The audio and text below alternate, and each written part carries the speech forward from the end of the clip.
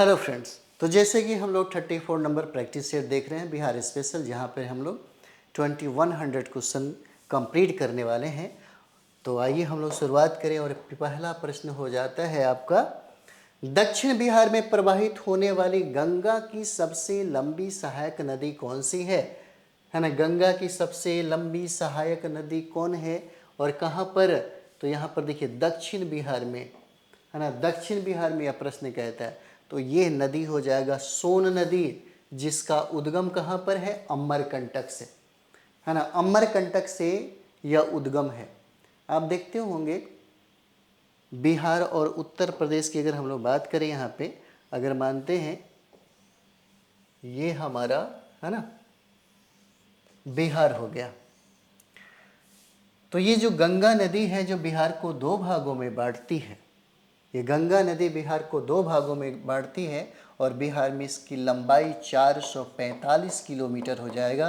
बिहार में गंगा की लंबाई 445 किलोमीटर, जहाँ पे सबसे ज़्यादा लंबाई अगर पूछे कि किस ज़िले में है तो यह पटना ज़िला में हो जाएगा।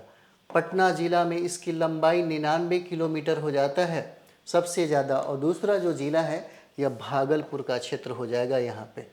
ठीक है, उत्तर से आने वाली जितनी भी नदियां हैं यह हिमालय से निकल करके, है ना, गंगा नदी में यह संगम करती है।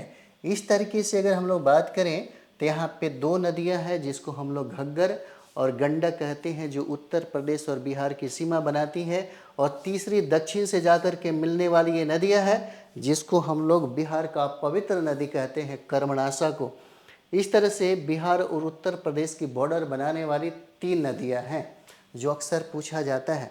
बाकी बहुत ऐसी नदियां हैं, है ना, जैसे अभी हम लोगों ने क्या किया था, सोन किया था, कर्मनाशा है यहाँ पे, है ना, पुनपुन है, फल्गु है, अजय है, पंचानी नदियां हैं जो दक्षिण से जाकर के गंगा में संगम करती है।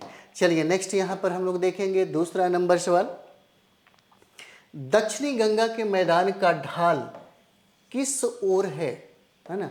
ढाल यहाँ पर किस ओर हो जाएगा? तो ढाल इसका दक्षिण उत्तर की तरफ है, दक्षिण और उत्तर की तरफ है। चलिए नेक्स्ट यहाँ पर देखते हैं, नेक्स्ट सवाल हो जाएगा कि दीवान वजारत का प्रधान क्या कहलाता है।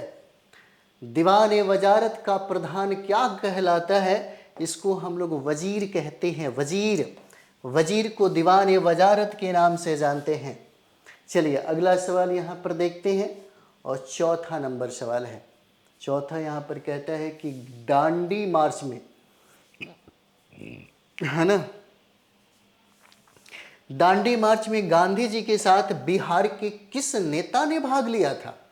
दांडी मार्च में बिहार के किस नेता ने यहाँ पर भाग लिया था? तो ये हो जाते हैं गिरवरधारी चौधरी। आंसर बी हो जाएगा, गिरवरधारी चौधरी हो जाते हैं।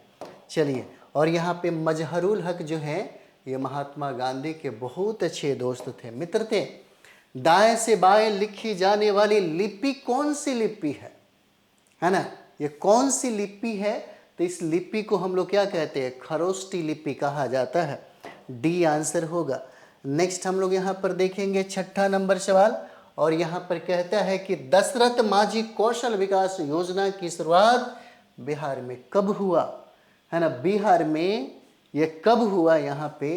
तो देखिएगा ये 2013 में इसकी शुरुआत हुई थी या प्रारंभ हुआ था, दशरथ माझी कौशल विकास योजना।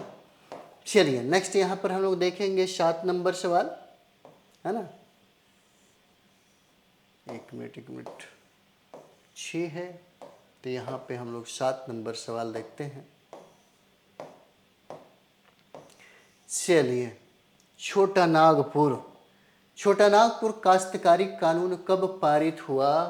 कब पारित हुआ? बहुत बार यह प्रश्न पूछा गया है आपके एग्जाम में। छोटा नागपुर का पठार तो आप जानते होंगे, भारत के रूर प्रदेश के नाम से यह क्षेत्र जाना जाता है ना। छोटा नागपुर काश्तकारी कानून कब पारित किया गया यहाँ पे? तो यह पारित हुआ कब? 1908 में पारित हुआ। तब जाकर के वहाँ जनजाति समाज के लोगों को उनका हक और अधिकार मिला। चलिए नेक्स्ट हम लोग यहाँ पर देखेंगे छोटा नागपुर पठार और गंगा के दक्षिण के मैदान के मिलन क्षेत्र में पाई जाने वाली मिट्टी का नाम क्या हो जाएगा? यह मिट्टी का नाम क्या है यहाँ पे?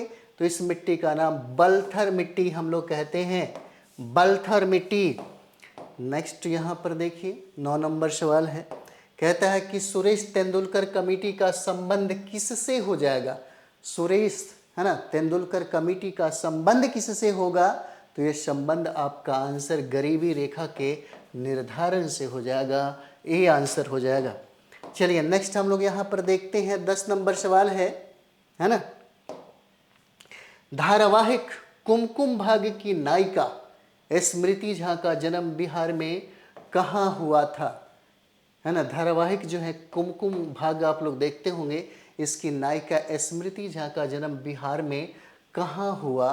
तो बिहार में जन्म होता है बेगूसराय जिला में, बेगूसराय जिला में, है ना। और यही बेगूसराय जिला में एक कांवर लेक है जिसको बिहार का प्रथम रामसर साइट घोषित किया गया था, जहाँ से बीपीएससी ने प्रश्न भी पूछ दिया, है ना, बीपीएससी ने प्रश्न भी पूछ दिया था।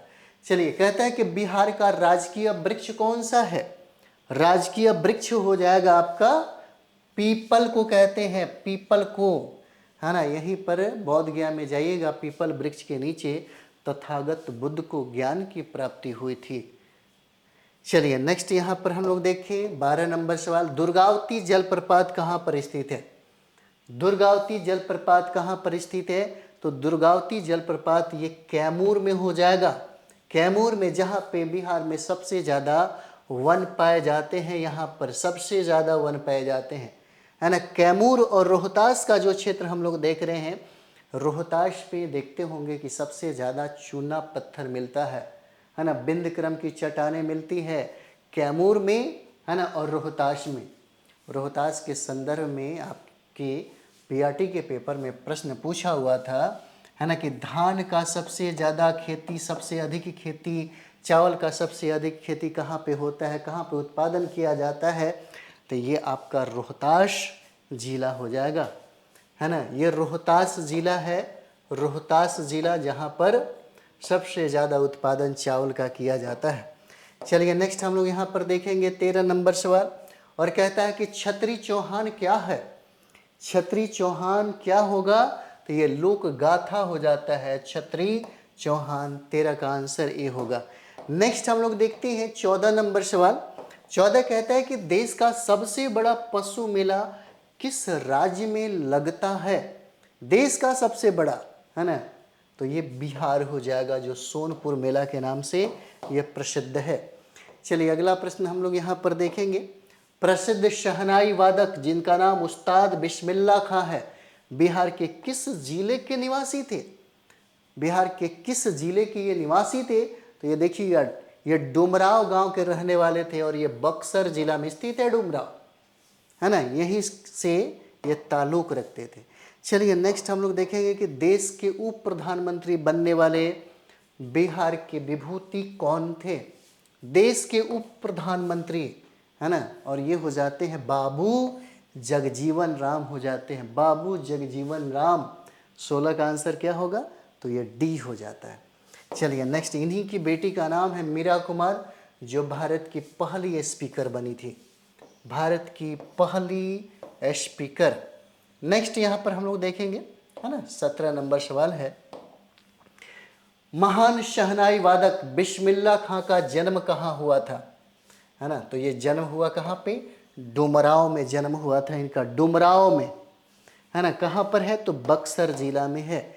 चलिए नेक्स्ट हम लोग यहाँ पर देखेंगे कि देश में नियमित 10 वर्षीय जनगणना किसके समय और कब से प्रारंभ हुआ? किसके समय और कब से प्रारंभ हुआ? तो लॉर्ड रिपन के समय में यह प्रारंभ होता है 1881 से। उसके बाद हमेशा प्रत्येक 10 वर्ष पर जनगणना होने लगी। नेक्स्ट सवाल हम लोग यहाँ पर देखेंगे, देश में परिवार नियोजन कार्यक्रम कब लागू किया गया? इम्पॉर्टेंट है, परिवार नियोजन कार्यक्रम कब लागू किया गया, है ना। इम्पॉर्टेंट इसलिए बता रहे हैं कि याद रखिएगा, यानी कि 1948 में प्रारंभ हुआ। इसका आंसर बी है। चलिए सेशन का हम लोग अंतिम प्रश्न यहाँ पर देखते हैं, और कहता है कि बिहार का राजकीय पशु कौन है ना। बिहार का राजकीय पशु कौन हो जाएगा? तो ये बैल हो जाता है, आंसर इसका ये होगा। चलिए मिलते हैं नेक्स्ट वीडियो में। थैंक यू वेरी मच आप सब लोगों का।